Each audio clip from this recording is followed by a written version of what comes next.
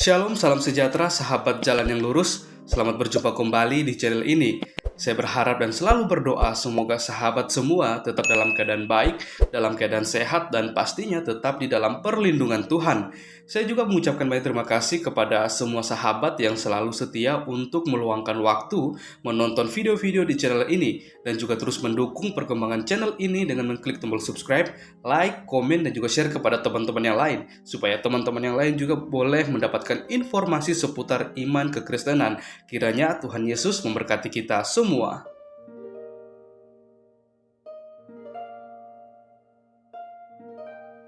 Puji nama Tuhan, saudaraku yang diberkati dan dikasihi oleh Tuhan kita Yesus Kristus.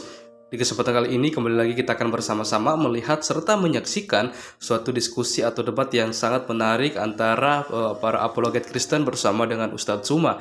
Dan kita akan melihat bagaimana mereka akan membahas satu tema yang akan menjadi bahan perdebatan mereka di hari ini. Dan kita akan melihat juga bagaimana mereka akan mempertanggungjawabkan setiap argumentasi dan juga data-data yang mereka bawakan, yang pastinya semuanya itu bisa dibuktikan kebenarannya dan mempunyai fakta historis yang bisa mendukung argumentasi atau pernyataan dari masing-masing pendebat. Dan kita akan melihat bagaimana reaksi respon ketika setiap argumentasi bahkan pernyataan itu bisa dijawab dan dipatahkan kebenarannya. Karena apa ya? Karena memang kerap kali kalau kita melihat Ustadz Tsuma selalu saja doyan berkuar-kuar tentang iman kekristenan, dan kita akan melihat juga bagaimana tanggapan dari apologet Kristen ini mengenai Ustadz Tsuma yang selalu saja melontarkan tuduhan-tuduhan liarnya. Maka dari itu mari kita saksikan bersama-sama videonya dari awal hingga akhir, dan kiranya Tuhan Yesus memberkati kita semua. Berujung ke perdebatan antara pihak Muslim yang diwakili oleh gurunda kita Bang Zuma dan dari pihak Kristen diwakili oleh Erben, si manusia PowerPoint. Oke, lanjut. Menit ya untuk siapa dulu nih? Izin sedikit Bunda Rahma. Oh, izin sedikit. Oke, Tolong teman-teman di bawah, tolong teman-teman di bawah dibantu tap-tap ya, dibantu tap-tap layar ya. Saya bertanya, siapa yang disalibkan? Apa urgensitasnya Isa itu tidak disalibkan dan diangkat ke langit? Bang Erben, berapa menit ini? Boleh dijawab sama Bang Zuma dengan data. Jadi urgensitasnya. Oke. 2 menit ya. 2 menit Dan ya, mengapa Bang? harus diserupakan? Ada data ya. Oke. Dan mohon yang host berikan satu orang untuk menunjukkan datanya, supaya kita bicara data, bukan bicara bibir. Hanya sekali sama kau. Loh, Sekarang ini kan silakan ini berapa? kan gurunda Ya, ketemu sama gurunda, masa kelasnya anak kecil, gimana sih Bunda? Berapa time? Oke, silakan Bro Langsung Juma. jawab. Oke, saya jawab. Oke. Bismillahirrahmanirrahim. Al-Qur'anul Karim. Ustaz Unggul hadir. Waduh. Iya, Enggak usah di absen dulu deh semua. Ustaz Unggul. udah dimoderatorin sama Bunda Rama, nggak apa-apa Bang Zul. Lanjut aja. Oke, silakan dikasih tunjuk datanya, nggak apa-apa. Kasih waktu banyak untuk tunjukkan Ya, data. enggak usah. Waduh, Bismillahirrahmanirrahim. kok diskusinya seorang gurunda nggak pakai data, Bro? Gimana sih, Bro? Al-Quranul Karim menjelaskan dalam surah An-Nisa ayat 157. Wa qaulihim inna qatalnal masiha Isa bin Maryam Rasulullah wa ma qatalu wa ma salabu walakin syubbiha lahum. Jadi di sini diterangkan kemudian ketika orang-orang Yahudi pada saat itu mengaku telah membunuh Nabi Isa alaihissalam dan mereka sebagai Rasul Allah, padahal mereka tidak beriman kepadanya. Mereka mengatakan telah membunuhnya, padahal mereka tidak membunuh. Nah, Anda bertanya, siapa yang diserupakan? Ya tanya kepada yang membunuh, bukan saya yang membunuhnya. Diserupakan bagi mereka, bukan diserupakan bagi Bang Suma. Andai diserupakan bagi Bang Suma, maka saya akan mengatakan, ini orangnya. Tapi kan tidak diserupakan bagi saya. Diserupakan bagi orang yang hidup pada zaman itu, yaitu pelaku-pelaku penyaliban terhadap Nabi Isa alaihissalam. Kemudian datanya adalah Tuhan kemudian menggantikan Nabi Isa dengan orang yang diserupakan, menggantikan kedudukannya pada saat itu. Apa yang terjadi kemudian? Mereka ragu-ragu terhadap yang dibunuh, mereka berselisih paham tentang apa yang mereka, tentang siapa yang mereka bunuh, dan mereka tidak membunuh dengan yakin bahwa yang dibunuh itu adalah Isa anak Maryam. Itu satu. Lalu kenapa kemudian mengangkat rasulnya, menyelamatkan rasulnya? Karena Allah sudah mengatakan bahwasanya bahwa ba'ahullahu ilai wa kana Allahu azizan hakiman. Tetapi Allah telah mengangkat Isa ke hadirat Allah. Allah Maha Perkasa dan Maha Bijaksana. Kenapa dia mengangkatnya? Karena dia memiliki tugas di akhir zaman untuk datang meluruskan kembali ajarannya yang dibengkokkan oleh orang-orang Roma dan Yunani, yaitu Kristen. Itu urgensinya. Maka ketika datang kedua kalinya, tak ada satupun ahli kitab yang tidak beriman kepadanya, sedangkan orang kafir ditendang ke neraka. Demikian. Sekarang saya ingin bertanya pada saudara. Oke? Tolong kamu tunjukkan kalau Yesus yang disalib itu adalah anak Maria.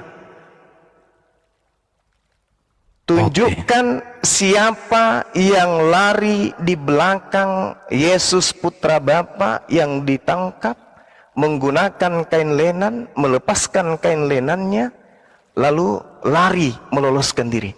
Siapa laki-laki di belakang Yesus Barabas yang ditangkap ini yang melepaskan kain lenan? Tolong kasih data, silakan. Oke. 2 menit. Tanggapi berapa menit? 2 menit Bang. Oke, terima kasih. Pertanyaan saya, apa urgensitasnya Nabi Isa itu digantikan, diangkat ke langit, dan siapa yang disalibkan itu? Rupanya Bro Juma tidak tahu dan Allah Subhanahu wa Ta'ala juga tidak tahu. Kasih saya di kolom besar. Apa yang disampaikan oleh Bro Juma, maka saya berpikir bahwa apa yang disampaikan ini host kasih dong di kolom besar. Gimana sih?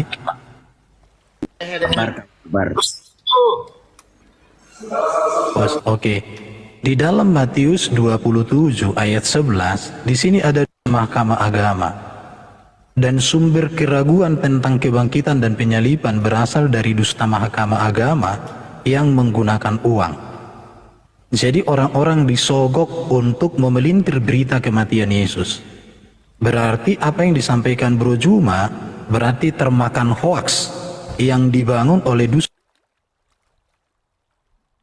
Ta'ala pun menurut hemat saya dari penjelasan Jurma adalah korban hoaks yang dibuat oleh dusta mahkamah agama.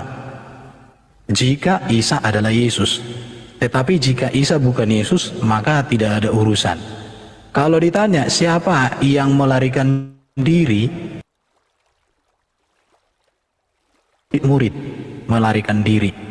Baik Yohanes pun pergi meninggalkan, baik Petrus, walau kemudian mereka melihat dari jauh. Itu bisa dibaca di dalam kitab Injil Matius, Markus, Lukas, dan Yohanes. 3-4 kitab Injil menceritakan kebenaran Yesus. Dan ingat, Matius itu adalah murid Yesus langsung. Markus juga murid Yesus langsung dari golongan 70. Lukas juga murid Yesus langsung dari golongan 70. Yohanes murid Yesus langsung dari golongan 12. 4 kitab Injil ini ditulis di abad pertama. Ditulis di abad pertama. Harus diingat itu ya, ditulis di abad pertama. Sedangkan Qur'annya Bro Juma yang menganggap Isa sama dengan Yesus itu ditulis di abad ke-7. Perbedaan sejarah pertama dengan abad ke-7 itu sesuatu hal yang sangat tidak mungkin. Apalagi Alkitab sejalan dengan catatan sejarah, sedangkan Quran tidak sejalan dengan catatan apapun. Di situ Bro Juma. Terima kasih. Gimana ini timernya? Oke, pertanyaan saya. TikTok aja. Sudah. Tidak ada lagi pertanyaan. Kita saling menanggapi aja. Ini masalah Ya penyelidikan. udah. Oke. Berapa menit, host? Bertanya itu terserah Gurunda. Nggak ada lagi pertanyaan. Biar mengerucut masalah ini. Enggak, 3 menit aja itu enak Bunda Rahma. 3. Nggak ada lagi pertanyaan. Ini masalah salib atau tidak salib. Berkaitan dengan Al-Quran yang membantah penyaliban itu dengan ajaran Kristen yang mengatakan ada penyaliban terhadap orang suci, ya. Jadi Al-Quran mengatakan, sudah mulai? Iya, silakan Gurunda. 3 menit kan? 3 menit. Oh 3. Ya Iya, Allah. biar poinnya sampai. Baik. Mohon maaf.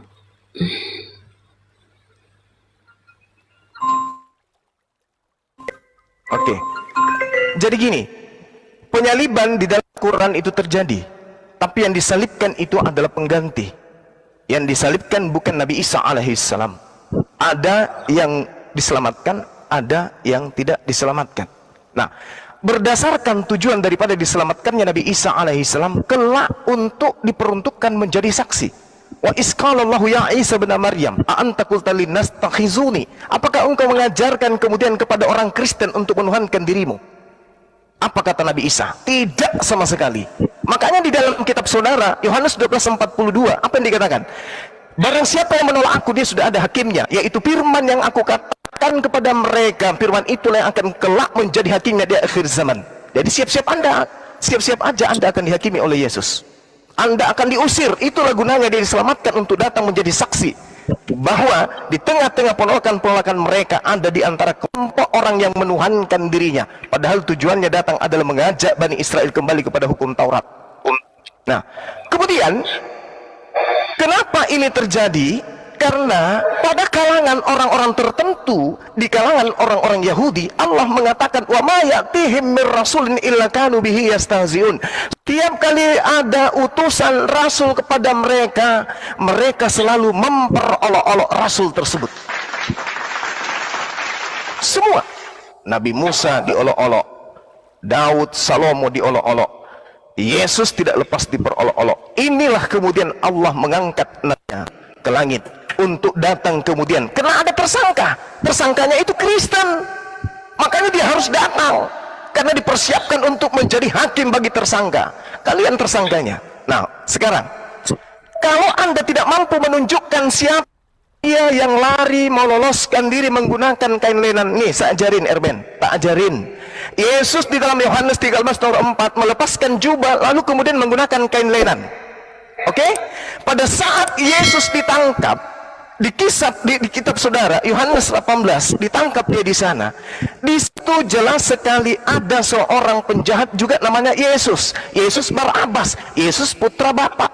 Yang kalian sembah adalah Yesus putra Bapa, bukan Yesus putra anak, putra ibu, bukan. Sementara yang kami imani adalah Yesus putra ibu, yang kalian tuhankan Yesus putra Bapa. Yesus Barabas adalah penjahat nasionalis yang juga dilepaskan bersamaan dengan Yesus anak ibu. Sekarang permasalahannya adalah ketika kemudian ada orang berlari dengan menggunakan kain lenan, siapa orang yang lari menggunakan kain lenan tadi? Siapa? Lolos dia dari penangkapan. Markus 14 nomor 50, semua murid Yesus meninggalkan Yesus, yang tinggal cuma satu, yaitu Konco sang pengkhianat, yaitu Yudas. Sementara murid semua berlari, ada yang ditangkap kemudian, lalu ada juga yang menggunakan kain lenan. Di situ masih ada dua orang. Siapa yang menggunakan kain lenan ini dan siapa yang ditangkap ini? Silakan. Saya minta data.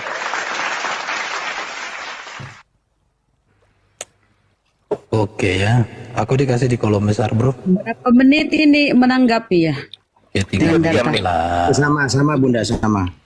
Tidak usah banyak tanya. Nanti kan tadi saya 3 menit, berarti beliau 3 menit. Masa berubah?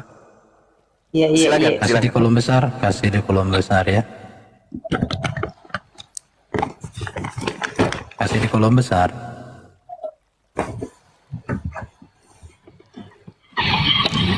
Ojul, Kasih di kolom besar dong, host. Ojul. Host. Ada yang bisa memberikan kolom besar nggak selain Dinda Julius? Ini hostnya gimana sih? Siapa yang jadi moderator ya? Karena saya butuh kasih data supaya Bisa anak itu yang dikasih moderator berbicara. host, nanti saya bantu. Izin Iya, host, Pak Lopo bisa di moderator biar hostnya saya bantu. kemana sih ini hostnya? Kolot juga hostnya nih. Dinda Julius. Kata Halo. tadi Iya, coba ditelepon dulu, ditelepon dia supaya dikasih di kolom besar. Karena saya, kalau saya tunjukkan data kan data berbicara, mulut saya berbicara, jadi 2 kali berbicara, orang cerdas langsung ngerti. udah sementara tinggal baca dulu Bang ya. Bentar. Udah aku telepon Pak bentar. Lopo Bang Jul, bisa dikasih moderator Oke, saya biar ditelepon dulu cepat dong. nanti. Beliau jauh dari perangkat Bang Palopo. Waduh, ini boleh Ko gitu kalau Udah diskusi. telepon bentar, bentar. Iya, supaya Ko Julius, enak diskusinya. sebentar lewat telepon, sebentar lewat telepon.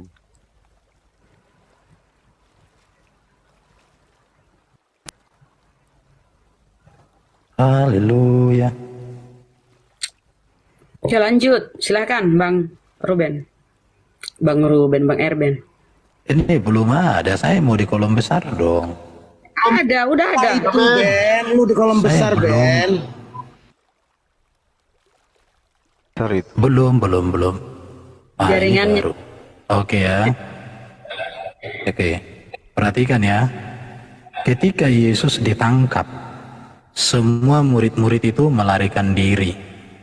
Itu ada di dalam Matius 20 ayat 56.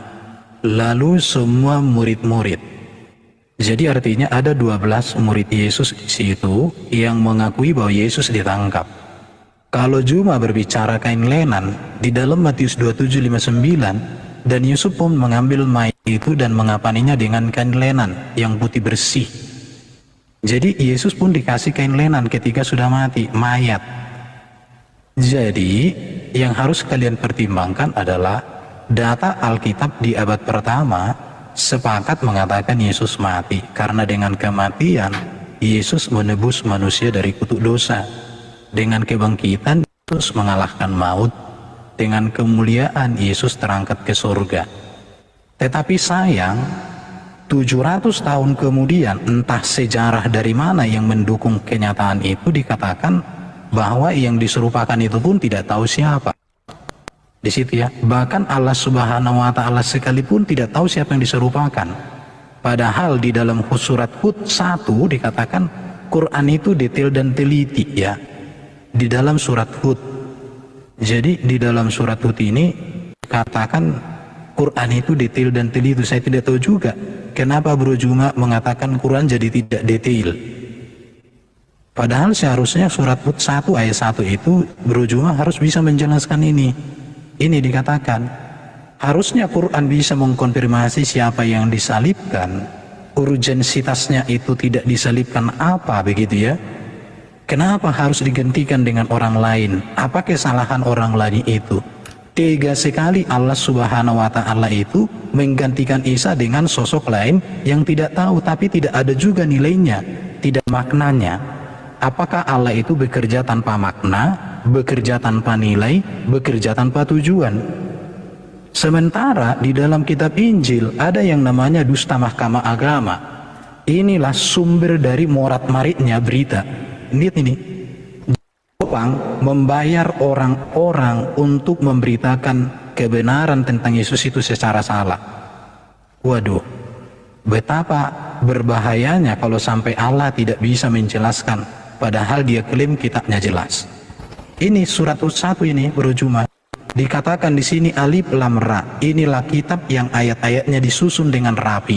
Kemudian dijelaskan terperinci loh. Di mana terperincinya Quran kok tidak bisa menjelaskan siapa yang disalib dan siapa, apa urgensitasnya penyaliban itu tidak terjadi. Ini yang harus dipahami oleh teman-teman. Jangan seperti Bro Juma hanya memakai kata kain lenan. 12 murid di situ itu semua lari. Oke, saya tanggapi. Baik. Jadi berbicara mengenai Al-Qur'anul Karim tentang surah Hud, itu tidak sedang menjelaskan rincinya satu keadaan, rincinya suatu proses kejadian, tidak. Ini berbicara mengenai hukum-hukum. Al-Quran itu terperinci berkaitan dengan hukum, tidak berkaitan dengan penyaliban. Al-Quran sudah merincikan dengan sangat jelas bahwa mereka berselisih paham tentang orang yang mereka kira dibunuh, padahal sebenarnya mereka tidak membunuhnya. Rincinya adalah mereka berselisih paham. Kisah para Rasul 29 nomor 15, 25 nomor 19. Paulus berselisih paham dengan orang-orang Yahudi. Paulus mengatakan masih hidup. Orang Yahudi mengatakan sudah mati. Paulus mengatakan masih hidup. Berselisih paham. Oke? Berselisih paham. Kemudian ketika saudara mengatakan siapa yang kemudian diserupakan dengan Isa? Pertanyaan saya, siapa yang menggunakan kain lenan? Ketika Anda mengatakan orang yang diturunkan Yusuf Arimatea itu menggunakan diberi kain lenan, berarti itu bukan Yesus. karena Yesus menggunakan kain lenan sebelum perjamuan terakhir. Kisah Yohanes 13 nomor 4, Yesus melepaskan jubah lalu menggunakan kain lenan. Kalau dia mati dalam keadaan menggunakan kain lenan, berarti dia tidak perlu diberi lagi mayatnya kain lenan, karena dia sudah menggunakan kain lenan. Sedangkan di dalam kitab saudara Markus 14 nomor 50, 51, 52, ada seorang pemuda menggunakan kain lenan yang lari meloloskan diri. Siapa dia? Ayo, ada datamu. Saudara punya data, tunjukkan bahwa si fulan menggunakan kain lenan pada saat sebelum penyaliban. Siapa? Anda tidak akan pernah bisa menjawab itu. Oke? Kemudian ketika saudara mengatakan di situ ada 12 muridnya lari, siapa bilang 12 muridnya lari? Siapa bilang? Untuk apa Yudas lari? Untuk apa? Sedangkan yang menjadi pengkhianat saat itu adalah Yudas. Yudas menjadi konco Romawi. Ngapain dia lari? Hah? Ngapain dia lari? Ada-ada aja. Yudas kemudian ikut terlibat di sana. Ada dua. Satu menggunakan kain lenan, yang satunya entah siapa. Apakah Yudas? Apakah Yesus Barabas? Yang menggunakan kain lenan ini menurut saya Yesus. Kalau Anda mengatakan bukan Yesus, tunjukkan satu orang yang menggunakan kain lenan selain Yesus. Ada enggak? Ada enggak? Gak akan pernah Anda bisa tunjukkan itu. Pada saat penangkapan murid 11 melarikan diri, Yudas di mana? Jawab saya. Yudas masih bersama dengan tentara Romawi, coy. Kemudian Yesus Barabas kemana? Kemana Yesus Barabas? Ini juga perlu Anda pertimbangkan. Jadi Tuhan tidak akan mungkin membiarkan orang yang menjadi Mesiasnya, menjadi orang yang diurapinya, dicelakai. Sedangkan Tuhan akan membiarkan orang fasik, pengkhianat untuk menggantikan dirinya. Amsal 21 nomor 18. Orang yang benar, pengkhianat menjadi tebusan bagi orang yang jujur. Telan itu baik-baik. Silakan. Saya masih tunggu data. Ya, bantu tap-tap, teman-teman di bawah bantu tap-tap. Teman-teman ya, perhatikan Bro Juma, ayat yang kamu kutip, jika kamu membaca utuh, sebenarnya tidak terjawab. Tapi karena modelmu kan malas membaca, kamu kan modelnya kan bersuara kencang, tapi datanya kosong. Lihat, perhatikan di sini ya. Markus 14 ayat 50. Tenang. Lalu semua murid meninggalkan dia dan melarikan diri. Perhatikan, dia di sini siapa? Yesus. Ayat 51. Ada seorang muda yang pada waktu itu hanya memakai sehelai kain lenan, menutup badannya, mengikuti dia, mengikuti Yesus. Yesus di sini sedang diapa? Ditangkap. Mereka hendak menangkapnya. Menangkap siapa? Yang mengikuti itu. Tetapi ia melepaskan kainnya dan lari dengan telanjang. Kenapa tidak disebutkan di sini namanya? Karena tulisan Injil bukan berbicara siapa yang orang muda ini. Perhatikan. Di sini kata Yesus kepada mereka, sang kamu aku ini penyamun, maka kamu datang lengkap dengan pedang dan pentung untuk menangkap aku. Jadi Bro Juma, kalau kamu membaca hanya ayat 51 lepas dari 49, itu cara belajar iblis. Mohon maaf bro ya. Jadi teman-teman muslim, kalau kalian belajar Alkitab, jangan dengarkan hanya kata-kata si Juma. Baca di dalam teksnya, baca di dalam konteksnya. Baca, oke, jangan panas. Sekarang saya akan kembali ke Hud pasal 1.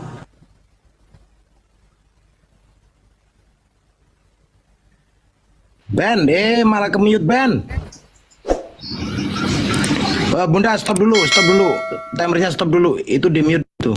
Stop dulu Bunda. Stop. Ben, tuh. Erben, monitor Erben.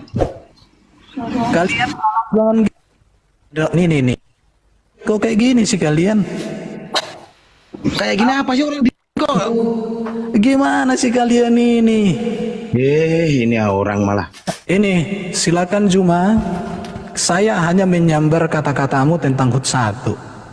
Coba sebutkan dulu tentang hukum perkawinan di dalam Quran.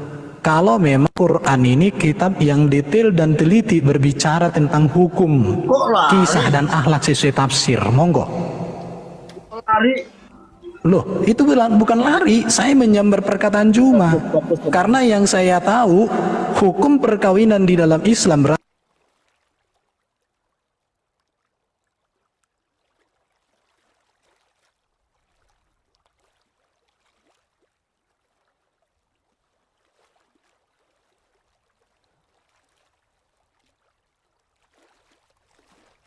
dikatakan ayat Quran ini semua rapi, disusun detail dan teliti.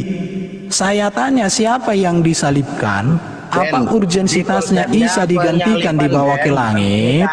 Itu tidak dijawab oleh Juma. Tapi Quran detail dan teliti.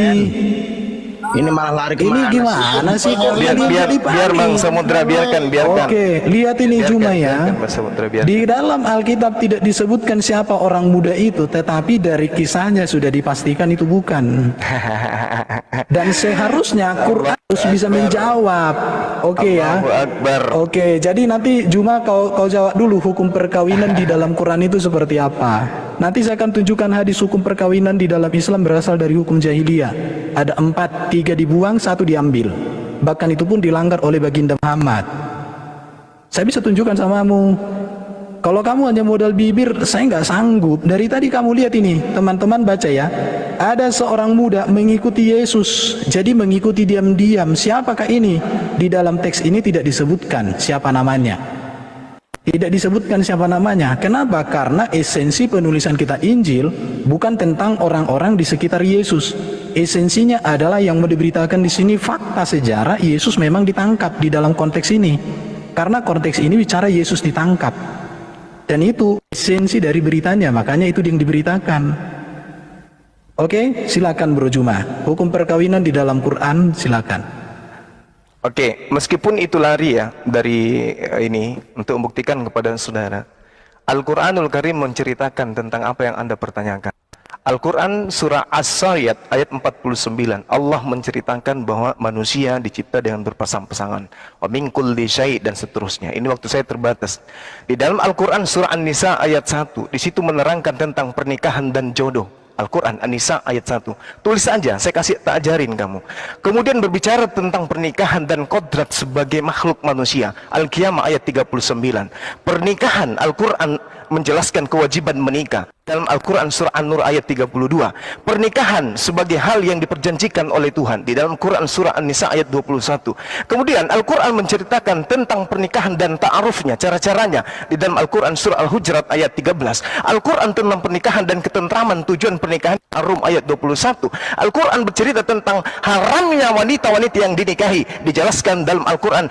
Dalam Al-Quran jelas sekali dikatakan oleh Allah Subhanahu wa Ta'ala dalam surah An-Nisa ayat 23 dan seterusnya. Jadi apapun yang kau minta tentang hukum-hukum apapun itu di Islam itu sudah disempurnakan oleh Allah. Tinggal waktumu aja mau waras atau tidak. Kita kembali ke tema, jangan habis. Kamu ketika mengatakan tidak diketahui siapa pemuda ini, kamu sudah gundul, berarti kamu sudah KO di situ. Kamu sudah KO. Kenapa? Ketika Anda mencoba membodohi orang yang ada di sini dengan menarik Markus 14, harusnya Anda malu. Kenapa? Karena Yesus sendiri dengan mulutnya yang seksi berkata, tetapi haruslah digenapi yang tertulis di dalam kitab suci. Kitab suci yang dimaksud di sini apa? Amsal, Yeremia, Yesaya, Taurat, Kejadian. Ini yang harus tergenapi, kata Yesus. Apa diantaranya yang tergenapi itu? Orang fasik dipakai sebagai tebusan bagi orang yang benar. Yang mana yang fasik? Yesus anak Maria atau Yudas? Talalalalala.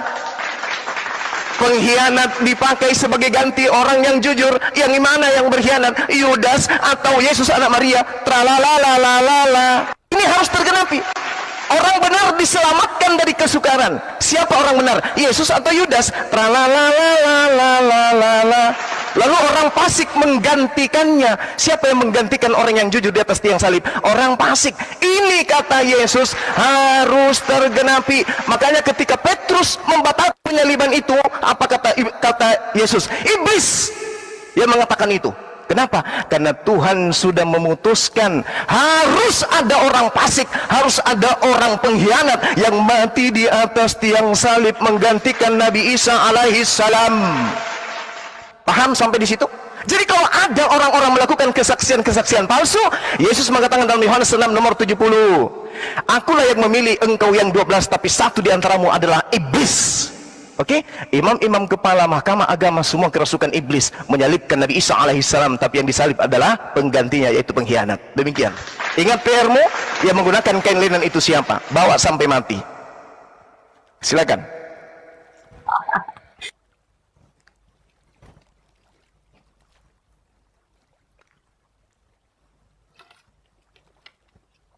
Di mute.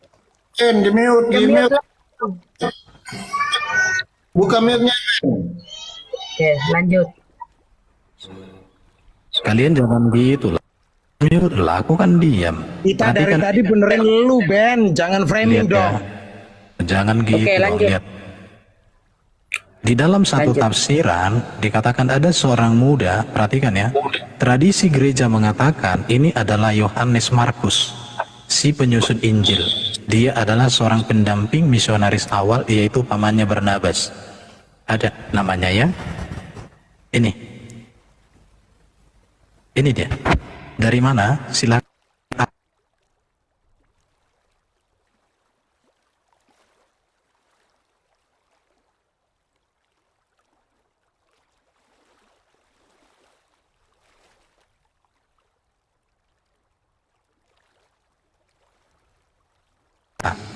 Apa urgensitasnya Isa itu digantikan dengan orang itu? Mengapa Isa diangkat ke langit dan ditipu oleh Allah dengan orang lain? Dan itu pun dikonfirmasi 700 tahun kemudian cuma. Bro Jum, tugas tuh sudah selesai. Ada tafsir, itu Yohanes Markus. Oke? Dan di dalam Markus 14 itu justru menegaskan bahwa Yesus itu memang benar-benar disalib. Karena lewat penyalibanlah Yesus menebus manusia dari kutuk dosa. Oke? Dan melalui kematianlah Yesus berhadapan dengan maut. Makanya seorang juru selamat haruslah seorang yang suci, tak berdosa, supaya melalui kematiannya itu sanggup untuk menebus manusia. Dan seorang juru selamat harus seorang yang mati berhadapan dengan maut dan harus mengalahkan maut. Maka bagi kami Nabi Muhammad nggak ada apa-apa. Kenapa? Karena dia tidak pernah bangkit. Bahkan sampai hari ini pun orang muslim mendoakan dia. Tetapi orang muslim mendoakan Nabi Muhammad juga itu atas permintaan Nabi Muhammad atau Nabi siapa. Sedangkan Nabi Muhammad ketika berdoa untuk mamanya yang sudah meninggal bolehin oleh Allah Subhanahu wa taala. Padahal jelas dikatakan orang tua Nabi itu ada di neraka. Tetapi tidak boleh dia mendoakan orang tuanya, tapi dia sendiri minta didoakan oleh para pengikutnya. Tapi dia tidak dibolehkan oleh Allah mendoakan oleh orang tuanya. Oke lah. Jadi teman-teman, pertanyaan si Juma sudah terjawab dengan bagus sesuai dengan data dari aplikasi tafsir yang sudah dibuat oleh orang Kristen. Sekarang Juma, buktikan siapa yang digantikan, namanya siapa, urgensitasnya orang itu digantikan, apa kesalahan orang itu, apa kesalahan Isa sehingga mau disalibkan oleh orang-orang, apa kebenaran Isa sehingga dia diangkat ke langit. Belum lagi nasihatnya, ngapain Isa di langit hidup, pakai oksigen apa enggak gitu ya. Kenapa bukan Nabi Muhammad yang diangkat ke langit ketika hendak makan makanan yang enggak ada gizinya itu. Nah itu silakan Bro Juma, datamu mana? Dari tadi kamu nggak ada data bro. Oke, teman-teman, kita lihat ya betapa minimnya keilmuan seorang bernama Erben. Anda membawa tafsir Yohanes Markus, berarti ini adalah penulis kitab saudara sendiri. Markus itu nama lainnya adalah Yohanes. Baca kitab Kisah Para Rasul 12 nomor 12. Itu ilmu untuk Anda, catat itu baik-baik. Jadi penulis kitab Yohanes sebenarnya itu bukan Yohanes murid Yesus, tapi Markus muridnya Paulus. Kemudian ketika Anda membawa narasi tafsir gereja, apa dasar tafsiran mereka? Kenapa tidak dijadikan Yohanes 13 nomor 4? Jelas-jelas namanya tertulis di situ. Yesuslah yang menggunakan kain lenan. Kenapa lari ke Markus? Mana dalilnya Markus menggunakan kain lenan? Mana? Sementara Yesus anak Maria sudah jelas-jelas melepaskan jubah, jubahnya digantikannya dengan kain lenan. Terus kenapa larinya ke Markus? Ini penipuan, pembodohan yang sangat-sangat luar biasa. Kemudian saya sudah menjelaskan kepada saudara, kenapa kemudian Nabi Isa alaihissalam itu terangkat ke langit? Untuk datang dua kalinya menjadi saksi kepada penolak-penolaknya. Makanya Al-Quran sangat jelas. Saya sudah sampaikan kepada saudara, wa in min ahlil kitabi illa la yu'minan nabi qablal mauti wa yawmal qiyamati wa yakunu alaihim syahida. Itu terekam dalam Yohanes 12:48. Coba kamu belajar deh. Yesus datang untuk yang kedua kalinya menghakimi berdasarkan kalimat-kalimat yang diajarkan ketika dia bersama dengan orang Yahudi, bukan bersama dengan orang Kristen, karena Kristen ini penumpang gelap. Oke? Barang siapa yang menolak aku, dia sudah ada hakimnya, yaitu firman yang pernah aku katakan kepada mereka. Firman itulah kelak yang akan menjadi hakimnya di akhir zaman. Maka dia datang untuk yang kedua kalinya. Kenapa bukan baginda Rasulullah Muhammad SAW? Kenapa?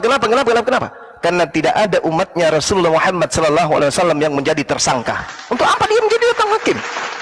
Tidak ada umat yang jadi tersangka. Sedangkan umatnya Nabi Isa alaihissalam tersangka, mengajarkan non-Yahudi menyembah dirinya. Itulah yang datang untuk dihakimi.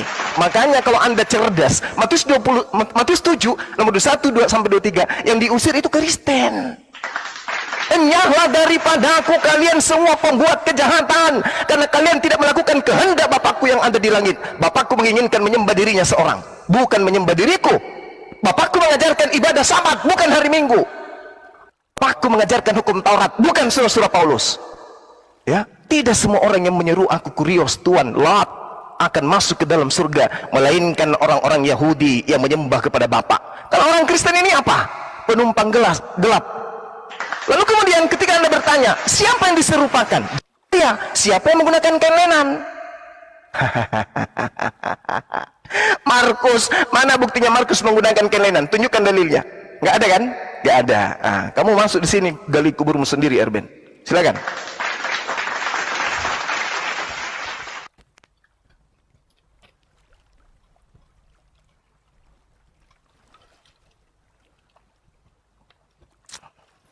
Ke-mute lagi. Kasih aku di kolom besar. Lanjut. Mana ini hostnya? Kasih di kolom besar dong. Udah, Ben. Pak Erben, ya ampun. Oh iya, tapi kok belum kelihatan nih. Handphonemu murah, jadi lambat. Oh iya, nggak apa-apa. Yang penting buatan kafir. Mau delay, jangan mau delay. Udah, lanjut. Oke, perhatikan ini ya. Tradisi gereja mengatakan itu adalah Yohanes Markus si penyusun Injil ini. Oke. Baru tradisi juga mengatakan bahwa di rumahnya lah perjamuan terakhir diadakan. Jadi sudah terjawab ya. Ini tradisi, sejarah gereja itu ada. Dalil. Ini datanya. Dalil. Ini sejarah gereja, makanya kamu dari tadi kan. Ini sejarah gereja, tradisi. Gereja itu di Romawi, nggak ada di. Oke, sebentar. Kamu jangan panik, ya. Jangan panik. Tertawa dia. Allahu Akbar. Sekarang saya akan bantah kamu. Kalau kamu mengatakan Yohanes pasal 13 ayat 4, disinilah namanya tidak sinkronnya kamu berpikir. Yohanes 13 itu konteks yang berbeda. Yesus membasuh kaki murid-murid memakai kain lenan. Ini satu peristiwa, tetapi di dalam Injil Yohanes yang sama, di sini jelas dikatakan bahwa Yesus itu disalibkan, Yesus ditangkap. Ini jelas ditangkap, dan jaraknya Injil 13 dengan 18, ini jaraknya cukup jauh, bro. Jadi artinya kamu itu tidak punya historitas dalam berpikir secara kronologis. Artinya apa? Kamu itu sepenggal, seuprit, bahasa Medan, seuprit doang cara berpikirmu. Itu, coba lihat ini dong, data ini Yohanes ya. Tetapi sampai sekarang Hud pasal 1 dikatakan Quran itu kita detail yang teliti. Siapa yang disalibkan, kamu juga nggak ngomong di situ. Saya jadi bertanya, jika Quran itu kitab yang datang dari Allah tapi tidak memberikan penjelasan yang jelas, justru menjadi ambigu, maka saya katakan itu mana kebenaran Quran itu? Kok bisa seperti itu? Di situ, apakah Allah juga nggak bisa memberikan sesuatu itu menjadi jelas? Masa harus perlu pertanyaan di situ ya? Kalau Alkitab jelas mengatakan Yesus disalib, itu abad pertama. Dan tidak ada kepentingan Muslim di situ, di dalam penyaliban Yesus. Karena sejatinya Islam itu baru ada di zaman Muhammad.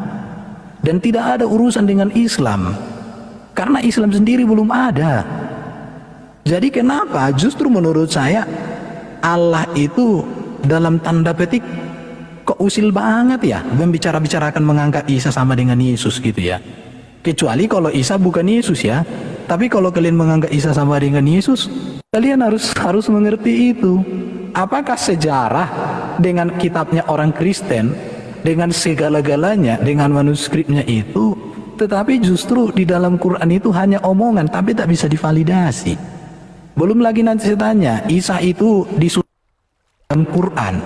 Belum lagi nanti saya tanya, Isa itu siapa murid-muridnya. Belum lagi saya tanya, Isa itu ajarannya apa, mujizatnya, detail spesifiknya apa. Kalian juga nggak akan bisa jelaskan. Jadi sekarang ini tugasmu cuma Hud 1 itu dulu kau bahas. Silakan kau bahas dulu detail dan tentang Isa itu gimana. Oke, jadi kalau Anda mengatakan usil, yang usil itu Kristen. Karena Taurat itu hanya untuk Bani Israel. Yesus datang hanya untuk Bani Israel. Kristen ini siapa? Yang usil itu kalian. Kenapa ada kitabnya Yahudi nempel di kitab kalian? Kenapa? Yang usil itu kalian. Cerita tentang Nabi Isa itu adalah cerita utusan Tuhan kepada Bani Israel, mengajak Bani Israel yang tersesat untuk kembali kepada hukum Tuhan. Itu tujuan Nabi Isa. Bukan tujuannya untuk Kristoeng. Kristoeng itu di Antioquia, di Roma Yunani, nggak ada hubungannya dengan itu. Kristenlah yang makar terhadap ajaran para nabi yang datang kepada Bani Israel. Contoh, penyaliban menurut hukum Torah, penyaliban itu hanya berlaku pada orang-orang yang dikutuk oleh Elohim. Kemudian diramu oleh Romawi paganisme bahwa yang disalib itu adalah orang suci, yang disalib itu adalah penebus dosa, padahal itu adalah orang terkutuk. Oke? Orang terkutuk. Baca Ulangan 21 nomor 23. Jangan kau biarkan jasadnya, karena jasadnya pun haram menyentuh tanah. Saking najisnya orang yang disalib itu. Tapi orang najis, orang terkutuk ini dijual ke Roma menjadi Tuhan. Oleh siapa? Oleh penyusup, orang yang ambil ajaran agama orang. Dengarkan sama saya. Amsal 6 nomor 16. Ini firman Tuhan menurut tradisi Yahudi. Ini adalah hikmat kepada mereka melalui nabi yang datang kepada mereka. 6 perkara yang dibenci Tuhan. Bahkan 7 kekejian yang ada di dalam hatinya. Salah satunya adalah membunuh Yesus. Salah satunya adalah membunuh Isa Al-Masih. Itu dalil. Oke? Menumpahkan darah orang yang tidak bersalah. Pilatus mengatakan Yesus tidak bersalah. Paulus mengatakan tidak bersalah. Berarti haram hukumnya menurut hukum Yahudi membunuh orang yang tidak bersalah. Karena itu adalah kekejian bagi Tuhan. Amsal 6 nomor 16. Saatnya kau berubah. Di dalam Keluaran 23 nomor 7, Tuhan mengatakan dengan sangat jelas, haruslah kau jauhkan dirimu dari perkara bohong. Jangan kau bohong bahwa Tuhan menyalib demi untuk tebus dosa. Jangan kau bohong. Jauhkan dirimu dari perkara dosa. Orang yang tidak bersalah dan orang yang benar tidak boleh kau bunuh. Jadi kalau ada orang Yahudi yang membunuh Isa, yang membunuh Yesus anak Maria, maka mereka adalah pelaku dosa. Dan dosa tidak akan mungkin menjadi jalan keselamatan. Pahami itu. Sebab aku Tuhan tidak akan membenarkan orang-orang yang tidak bersalah. Jadi orang yang ditebus dosa-dosanya oleh matinya orang yang dikutuk di atas tali itu bullshit.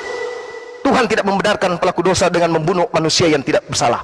Suap jangan kau terima, sebab suap membuat mata orang itu buta, dan karena suap memutarbalikkan perkara-perkara orang yang benar. Karena dia disuap maka memutarbalikkan perkara yang benar. Yang tadinya Isa diselamatkan, diajarkan Isa yang disalib. Yang tadinya Yesus diselamatkan, diajarkan Yesus yang disalib. Padahal yang disalib itu adalah yang menggantikan Yesus. Demikian.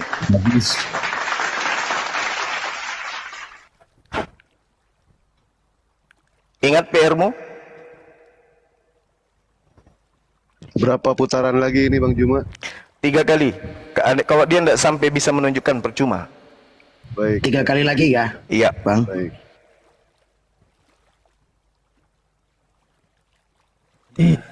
Dari tadi bukannya si Juma yang tidak menunjukkan data. Gak ada kau tunjukkan data, Bro Juma. Jadi kamu minta orang menunjukkan data. Perhatikan. Kenapa orang Kristen memakai kitab? Anda tunjukkan aja Markus menggunakan kain lenan. Loh, sekarang kalau berbicara kain lenan ini, di dalam kitab Injil ada beberapa yang berbicara tentang kain lenan. Jadi historisme itu, dengarkan ya, Yohanes, Yang saya tanya Markus, Anda kan tafsiran loh, nggak bisa kayak gitu cara belajar Alkitab. Dari mana dasar pijakan yang mentafsirkan itu Markus, sementara Markus tidak pijakan menggunakan kain lenan? Dari mana? Tenang dulu, tenang. Kan sudah saya tunjukkan samamu tadi sejarah gereja. Sejarah gereja itu sudah ada sebelum Muhammad.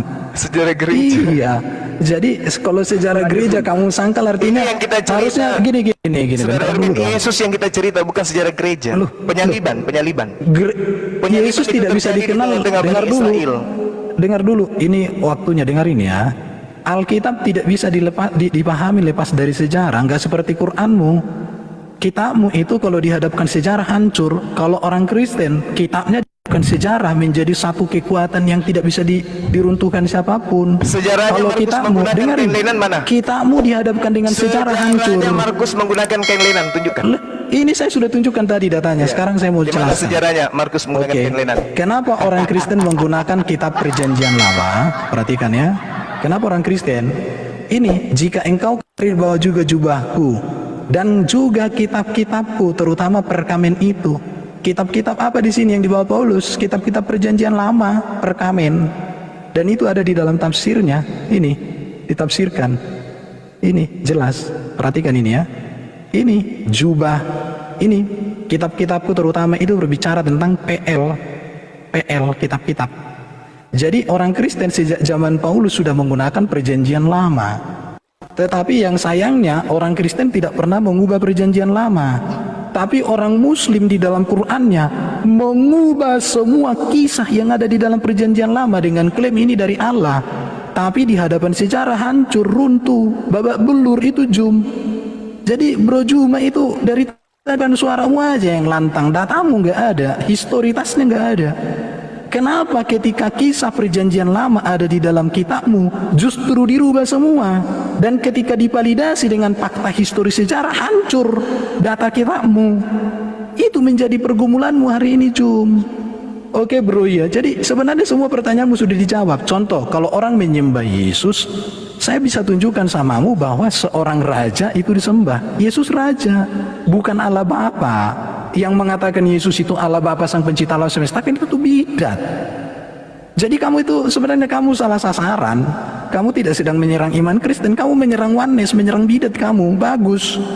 Kalau Tritunggal nggak pernah mengatakan Yesus itu Allah Bapa. Yesus itu firman dalam rupa manusia. Dia disembah karena dia Mesias, Raja. Baru tadi kalau katakan hanya satulah kematian yang berkuasa mengampuni dosa, itu Yesus. Nabi Muhammad kematiannya nggak berkuasa mengampuni dosa umat Islam. Bahkan Nabi Muhammad tidak bisa menjamin orang tuanya, bahkan dirinya pun masuk surga. Di situ kalau Yesus karena dia tidak berdosa, maka kematiannya berkuasa mengampuni dosa. Kalau Yesus itu berdosa, satu pun dosanya nggak berkuasa mengampuni dosa, maka hanya satu kematian yang berkuasa mengampuni dosa. Kalau Nabi Muhammad bisa nggak mengampuni dosamu kematiannya? Tentu nggak bisa. Orang dia pun nggak bisa pasti masuk surga kok. Bahkan ayah ibunya pun nggak bisa didoakan dia, bro. Jadi itu Bro Juma. Sekarang kamu, dari tadi saya tanya, siapa yang disalibkan? Apa urgensitasnya? Allah harus menggantikan dengan orang itu. Apa kesalahan Isa hingga disalibkan? Dan apa kehebatan Isa sehingga harus dibawa ke langit? Itu dulu. Datanya kasih, bukan modal bibir.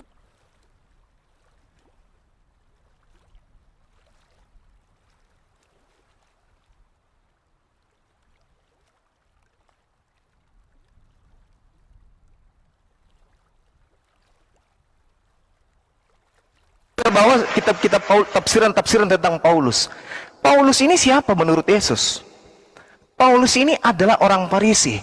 Yang Yesus katakan dalam Matius 23, celakalah engkau wahai orang Farisi, engkau menyeberangi lautan, menjelajahi daratan.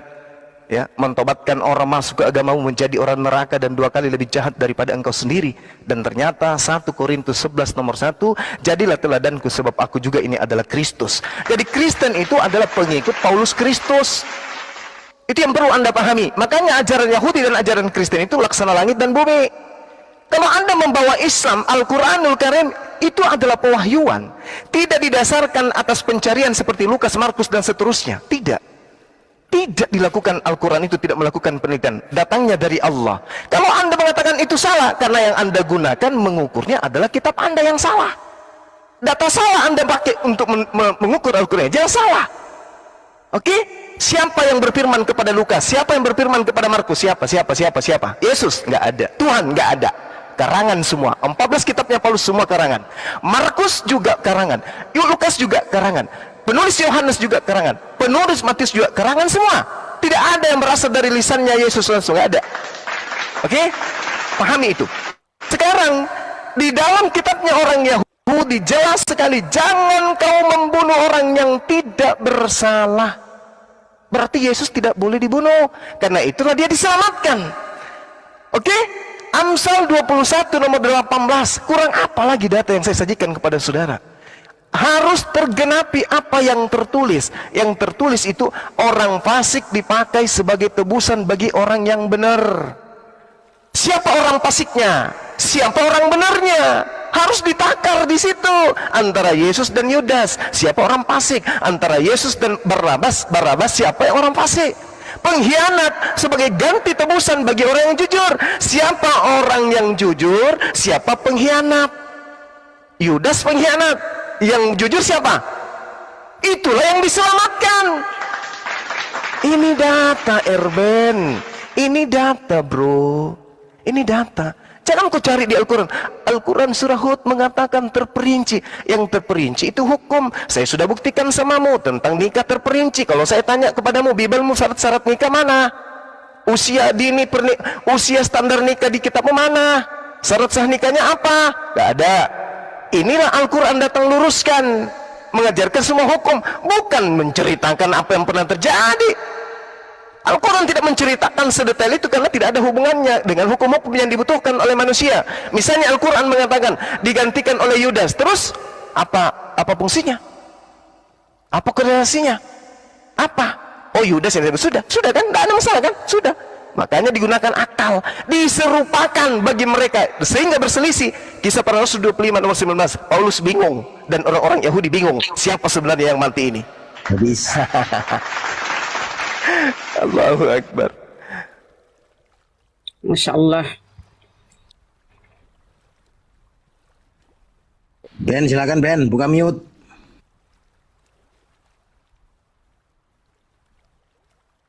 Satu kali lagi ya, Bang Juma ya. Iya. Ben, lanjut.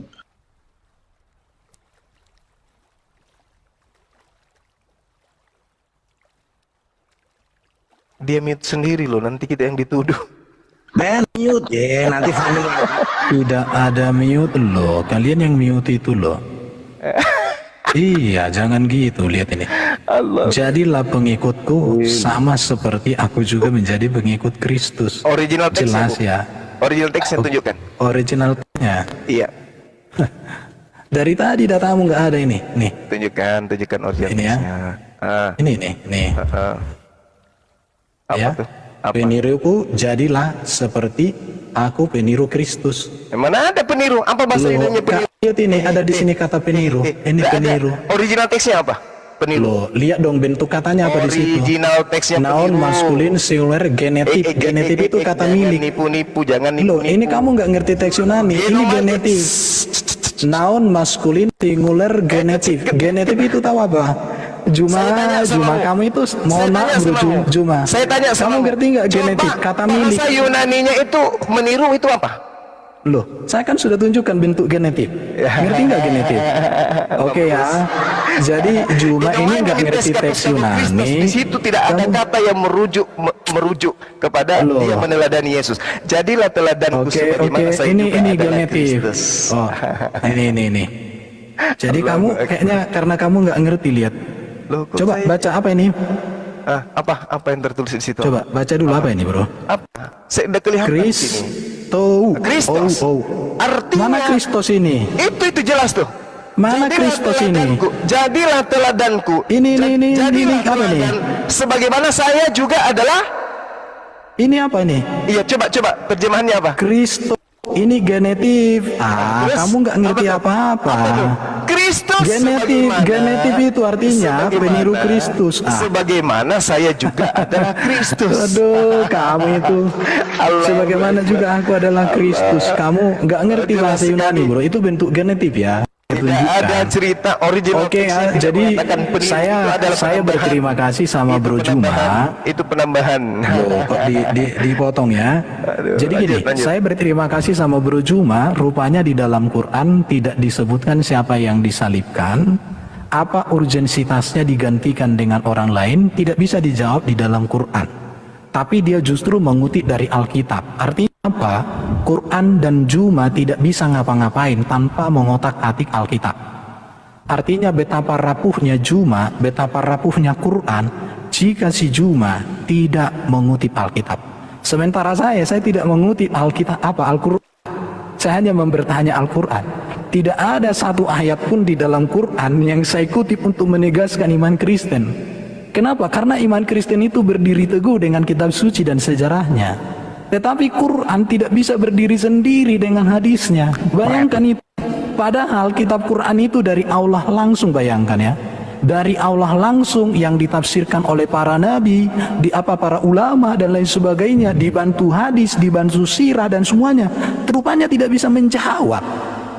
Jadi ini sudah membuktikan teman-teman. Jadi gini ya, tergantung kalian berpikirlah. Dari tadi Juma tidak pernah bisa menjawab pertanyaan saya berdasarkan Quran. Dia hanya bisa memframing ayat-ayat Alkitab dengan pemahaman secara salah. Artinya apa di sini? Quran itu begitu rapuh, Juma itu begitu rapuh tanpa dia mengutip-ngutip Alkitab. Makanya inilah yang menyebabkan Juma ini pernah buka room untuk belajar Al-Quran. Tidak pernah si Juma buka room untuk belajar hadis. Coba kalian lihat bibirnya si Juma ini, tiap hari dia selalu membuka. Mohon maaf, jangan personal. Loh, jangan di mute, Bang. Biarin aja. Sebentar, Jangan termute. dibalas sebentar. Jangan termute. Sebentar dibalas. kalian kayak gini. Lanjut. Iya, lanjut Bang, lanjut. Silakan Saudara Erben, lanjutkan. Teman-teman jangan di mute. Yang suka memute diturunkan aja deh, Julius. Kan? Ada main mute. Nggak ada yang mute sini. Nggak ada yang mute Gurunda. Oke. Berarti dia mute sendiri, nanti dia bikin framing berarti. Ini saya pegang HP sama rokok, serius. Lanjut. Loh. Tolonglah jangan gitu ya. Moderator di sini jadi nggak bisa mute. Enggak suka aku framing kayak kalian. Habis waktuku ini kalian mute kayak gitu. Kalian itu gimana sih? Tambahin 30 detik tadi. Silakan. Waduh. Silakan Saudara. Oke. Jadi rupanya Juma tidak bisa menjawab pertanyaan, tapi pertanyaan dia saya sudah jawab semua ya. Ada datanya ya. Saya pakai tafsiran yang resmi yang bisa dipertanggungjawabkan. Harusnya ketika saya bahas dengan tafsir, Juma harus membalas itu bahwa tafsiran yang saya buat itu, penjelasan itu salah. Artinya kamu pakai bantahan. Jangan kamu hanya mengatakan dari mana kamu begini, tapi nggak ada datamu. Harusnya di situ. Jadi diskusi sama saya itu bukan modal bibir, bukan modal ngerocos. Diskusi sama saya itu tunjukkan data. Ya, tunjukkan datamu. Itu aja. Dari tadi kamu nggak tunjukkan data, kau tunjukkan aja satu-satu gitu ya. Oke. Itu aja pertanyaan saya. Siapa yang disalibkan? Apa urgensitasnya Isa itu tidak disalibkan? Jawab berdasarkan Quran. Karena sumber ajaran Islam itu Quran. Jangan kau kuti-kuti dari Alkitab. Jaka semua golok nggak nyambung, bro. Oke. Saya katakan di awal, ketika Nabi Isa datang kepada Bani Israel, Nabi Isa diolok-olok. Wa ma ya'tihim mir rasulin illa kanu bihi yastahzi'un.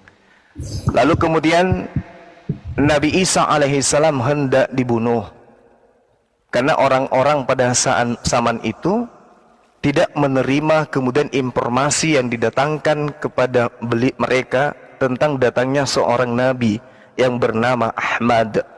Itu mereka menolak adanya nabi di luar daripada kaum mereka. Wa isqala Isa bin Maryam ya bani Israel inni rasulullahi ilaikum musaddiqan lima baina yadayhi minat Torah wa mubasysyiran bi rasul ya'ti min ba'di ismuhu Ahmad. Murka mereka dengan datangnya seorang nabi di luar dari kalangan mereka, marah. Lalu kemudian setelah ada rencana pembunuhan, Nabi Isa kemudian diselamatkan. Untuk apa? Karena Allah sudah tahu sepeninggal Nabi Isa pasti mereka berselisih, benar berselisih. Ada yang menganggapnya Tuhan. Fakta hari ini berselisih kan? Yahudi mana ada menganggap Yesus itu Tuhan. Tapi sebagian daripada mereka menjadi korban orang-orang Farisi menganggapnya Tuhan. Maka dia datang kemudian untuk yang kedua kalinya memutuskan bahwa dia bukan Tuhan. Wa im min ahlil kitabi illa la yu'minanna bihi qablal mauti. Nanti orang akan percaya, oh ternyata beliau betul-betul adalah Rasul setelah datang untuk yang kedua kalinya. Makanya mereka beriman. Berarti Al-Quran benar. Ketika datang kedua kalinya, apakah kemudian orang-orang Yahudi akan ikut Kristen? Tidak. Masakan orang Yahudi ikut Kristen menyembah Yesus, sementara dasar pijakan menghakimi orang-orang di akhir zaman menurut Al-Quran, wa is ma qultu lahum illa ma amartani bi ani ubudullah wa rabbi wa rabbakum. Proses penghakiman berikutnya adalah mengatakan kepada Bani Israel, sembahlah Allah Tuhanku dan Tuhanmu. Itu yang menjadi dasar pijakan. Sementara orang Kristen ketika dihakimi berdasarkan Bible itu sendiri, Kristen semuanya diusir. Barang siapa yang menolak aku, dia sudah ada hakimnya, yaitu firman yang aku katakan kepadanya. Firman itu yang akan menjadi hakimnya. Mana firman yang Yesus sampaikan kepada manusia Bani Israel ketika sebelum terangkat ke langit? Sembahlah aku. Tak ada. Jadikan aku bagian daripada pribadi Tuhan, tak ada. Jadikan aku inkarnasi firman, tak ada. Tak ada, semua tak ada. Apapun sektenya Kristen itu, tak ada. Jadikan Paulus sebagai rasulku, tak ada. Semua yang ada di Kristen itu ada ajaran-ajaran yang muncul setelah Isa atau Yesus terangkat ke langit. Oke? Pahami itu. Jadi kalau Anda mengatakan mana datanya, Al-Quran datang bukan untuk menceritakan orang per orang. Al-Quran bukan buku biografi. Al-Quran buku hukum. Jadi ketika Al-Quran mengatakan Nabi Isa diselamatkan, yang diserupakanlah yang disalibkan, selesai. Tidak ada lagi kewajiban umat Islam. Siapa ya? Siapa ya? Untuk apa? Untuk apa diketahui? Untuk apa? Untuk apa? Untuk apa? Untuk apa diketahui siapa yang disalibkan? Sementara Anda tidak mengetahui siapa laki-laki yang menggunakan kain lenan, kecuali hanya angan-angan bapak-bapak gereja. Mana dalilnya Markus pernah menggunakan kain lenan? Kalau ditafsirkan sesuatu itu harus ada menjadi tolak ukur pembenarannya. Mana? Sedangkan kalau ditanya orang-orang pada saat itu, siapa yang sebelum perjamuan kudus mencuci kaki murid-murid yang menggunakan kain lenan? Yesus. Siapa yang lari pada saat penangkapan Yesus? Yang katanya Yesus, padahal orang Romawi tidak kenal siapa itu Yesus. Siapakah engkau cari? Aku mencari Yesus dari Nazaret. Kata orang itu, akulah dia. Loh, kalau kenal Yesus, kenapa mesti tanya? Kamu yang aku cari. Padahal dia, aku mencari Yesus dari Nazaret, akulah dia. Terbukti bahwa yang mereka teman bicara bukanlah Yesus, tetapi orang yang diserupakan dengan Yesus. Demikian. Sudah cukup putarannya ya. Tadi Erben yang mulai, Bang Zuma yang mengakhiri. Loh, saya tadi yang memulai, beliau yang mengakhiri. Ben, lanjut. Bentar ya.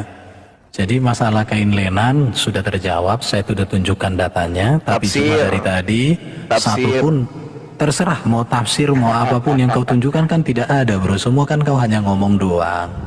Artinya apa? Bahkan data-data yang kau tunjukkan pun kata Kristowo, kamu nggak memahami bahwa itu adalah bentuk genetik. Ya tapi maklum, mungkin karena pendidikan berbeda kita ya bro ya, saya maklumi aja.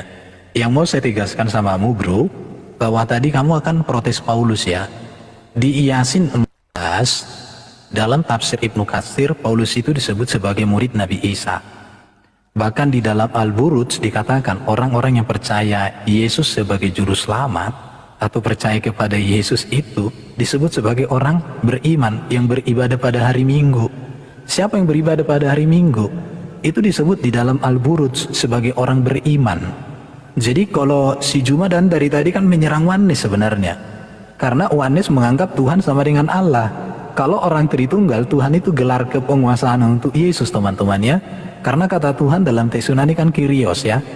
dalam bahasa, ibaratnya bahasa Indonesia itu Tuhan, bisa Melayu bahasa Indonesia Tuhan itu pun penguasa, bahasa Jawa Gusti. Jadi Yesuslah penguasa di bumi di surga. Dan kalau disamakan dengan Isa sebenarnya memiliki kemiripan ya dalam hal itu, karena dikatakan Isa terkemuka di dunia dan di akhirat. Tetapi pertanyaannya, kenapa bukan Nabi Muhammad ya terkemuka dunia akhirat? Kalau Nabi Muhammad itu penyempurna begitu ya, kenapa bukan Nabi Muhammad aja yang diselamatkan dari makanan yang diberikan oleh seorang wanita, tetapi justru Isa? Berarti Isa ini seorang yang luar biasa ini, Isa ini.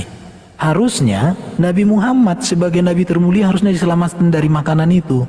Bala penting Nabi Muhammad harus dibangkitkan juga seperti Nabi Isa diangkat ke langit. Tetapi kenapa Nabi Muhammad tidak dibangkitkan ya teman-teman?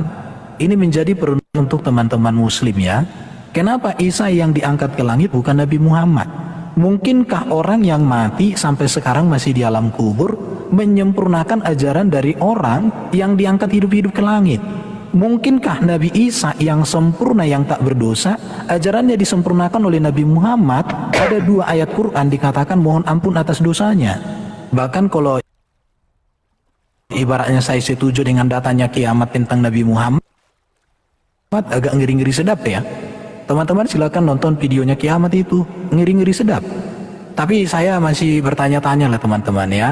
Semogalah kalian memikirkan, kalau saya memilih ikut Yesus yang di surga, yang berkuasa di bumi di surga, yang mati bukan karena dosa, tetapi untuk menanggung dosa manusia. Saya tidak mau mengikuti Nabi yang mati menjadi fosil atau menjadi minyak bumi. Saya ikut Yesus. Paulus itu memberitakan tentang Yesus dan tidak pernah mengajarkan yang salah tentang Yesus. Contoh, ajaran Yesus tentang surga dengan ajaran Paulus tentang surga sama. Tidak ada kawin-mawin, tidak ada mantap-mantap. Oke, terima kasih. Ya, Teman-teman, udah selesai ya. mana ini, Bang? Oke, baik saudaraku yang diberkati dan dikasihi oleh Tuhan kita Yesus Kristus. Kita bersama-sama telah mendengarkan serta menyaksikan bagaimana keberlangsungan diskusi atau debat yang sangat seru dan juga menarik antara para apologet Kristen bersama dengan Ustadz Suma dan kawan-kawannya. Dan ya, kita bisa melihat bagaimana para apologet Kristen ini mereka sangat baik dan juga sangat cerdas dan sangat berhikmat sekali untuk menyatakan suatu kebenaran dan juga mematahkan setiap tuduhan-tuduhan liar dari seorang Ustadz Suma, yang dimana ketika Ustadz Suma membahas tentang kekristenan itu semuanya pasti akan bertentangan dan hanya yang ada hujatan dan juga tuduhan-tuduhan liar yang tidak berkaitan dengan iman Kristen itu sendiri. Apalagi memang ya kalau bisa dibilang Ustadz Suma ini memang tidak menerima ya kalau Yesus itu adalah Tuhan. Dia hanya menganggap bahwa Yesus itu merupakan seorang nabi. Memang benar Yesus itu nabi, tapi lebih dari seorang nabi, dia adalah Tuhan dan juru selamat bagi kehidupan manusia. Dan ketika mereka membahas tentang kedatangan Yesus itu meniadakan hukum Taurat dan ajaran Yesus bertentangan dengan hukum Taurat, sebenarnya dari sini saja kita sudah melihat bahwa Ustadz Suma ini ternyata tidak memiliki pemahaman yang baik dan benar tentang Alkitab, tentang siapa Yesus yang sesungguhnya. Kalau Ustadz Suma mau memperkuat argumentasinya, pernyataannya itu atau pertanyaan dengan ayat Alkitab, seharusnya dia harus pelajari terlebih dahulu ayat tersebut, dia gali, dia tafsirkan, cari maksud dan tujuan penulisannya, baru dia jadikan hal itu untuk bertanya seperti itu. Karena kalau dia sungguh-sungguh mencari tahu, menggali, dia mentafsirkan kata per kata seperti itu, pasti dia akan mengerti dan memahami maksud dan tujuan dari penulisan ayat tersebut. Karena kedatangan Yesus Kristus ke dunia tidak bertentangan dengan hukum Taurat, seperti itu Suma. Dan ya, kita bisa melihat sebenarnya segala sesuatu yang disampaikan oleh apologet Kristen ini itu sudah sangat benar dan tidak perlu lagi disangka, tidak perlu lagi untuk dibantah seperti itu, karena itu berkaitan dengan iman kekristenan yang tidak diimani oleh seorang Ustadz Suma dan kawan-kawannya. Untuk apa Ustadz Suma mau berkuar-kuar tentang iman Kristen kalau mereka sendiri tidak beriman terhadap iman Kristen itu sendiri, terhadap Yesus Kristus, tidak percaya kepada isi Alkitab, yang dimana mereka baca Alkitab bukan untuk mempelajari atau mencari kebenaran, tapi hanya mencari di mana ayat-ayat yang itu bertentangan dan mereka jadikan hal itu untuk menyerang iman Kristen seperti itu. Ya, hal ini yang sangat disayangkan ketika ada orang yang membaca Alkitab bukan untuk mencari kebenaran tapi hanya untuk mencari kesalahan dan dijadikan hal itu untuk menyerang iman kekristenan itu sendiri. Tapi mau bagaimanapun mereka mencari kesalahan, pasti tidak akan terdapat kesalahan di dalam firman Tuhan itu sendiri. Kalau orang itu hanya sekedar membaca, tapi ketika dia merenungkan, dia mencari tahu, dia menggali, dia pasti akan melihat kebenaran firman Tuhan yang ada di dalam Alkitab itu sendiri. Oke teman-teman, ya kita berharap ketika ada orang di luar sana yang selalu berusaha mencari kesalahan dalam Alkitab, supaya suatu saat nanti mereka sendiri bisa melihat dan menemukan kebenaran yang sejati, bahkan keselamatan yang kekal yang hanya ditemukan di dalam Yesus Kristus. Oke teman-teman, mungkin sekian video dari saya. Sampai berjumpa di video-video saya selanjutnya, dan kiranya Tuhan Yesus memberkati kita semua.